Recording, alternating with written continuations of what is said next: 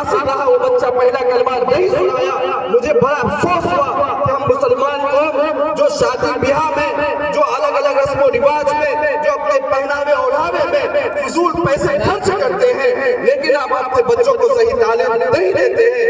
یہ افسوس کا مقام ہوتا ہے کہ وہ چھوٹا سا بچہ جس کو گانا تو یاد ہے لیکن کلمہ یاد نہیں ہے، تو کیا اس کے ماں باپ کی ذمہ داری نہیں بنتی ہے کہ وہ اپنے بچوں کی خبر گیری کرے؟ کیونکہ اللہ کے نبی کریم صلی اللہ علیہ وسلم کی حدیث ہے کہ کلکم راع وکلکم مسئول عن رعیتہ، کہ تم میں سے ہر شخص ذمہ دار ہے اپنے ماتحت کا، ان لوگوں کا جو ان کے انڈر گائیڈنس ہے، کہ وہ ان کی دیکھ ریکھ کرے. اگر ان کے علم ہے، اگر ان کو علم کی ضرورت ہے تو ان کے لیے جو کوشش کرے وہ اسے علم کہ اس کے علم کے لیے جو بھی اسباب ہے وہ مہیا کرے.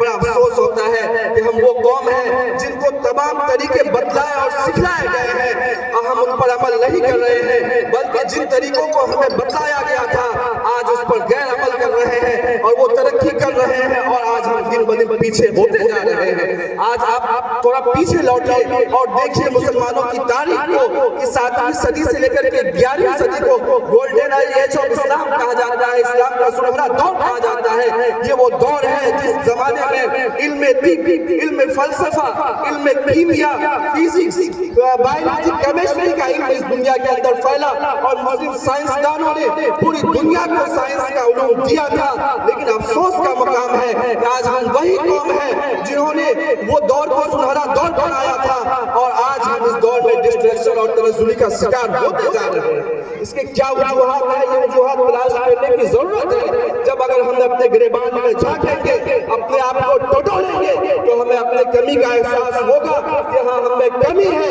کہ ہم اپنے بچوں کو صحیح تعلیم نہیں دے رہے ہیں. ہاں ہم میں کمی ہے کہ ہمیں جو ہم مسلمانوں کا جو عمل ہونا چاہیے تھا مسلمان اس طریقے پر عمل نہیں کر رہے ہیں. ہمارے سامنے قرآن کے احکام موجود ہیں، ہمارے سامنے قرآن رسول اللہ صلی اللہ علیہ وسلم کی سنتیں زندہ ہیں، پھر بھی ہم اس پر عمل پیرا نہیں ہے. یاد رکھیے کہ اگر ہم اس پر عمل پیرا نہیں ہوں گے تو اللہ تبارک و تعالیٰ بھی ہمارے حالات کو نہیں بدلیں گے. جیسا کہ میں نے شروع میں آیت پڑھی تھی ان اللہ لا یغیر ما بقوم حتی یغیروا ما بانفسہم، کہ خدا نے آج تک اس قوم کی حالت نہیں بدلی، نہ ہو جس کو خیال خود اپنی حالت کے بدل لے گا.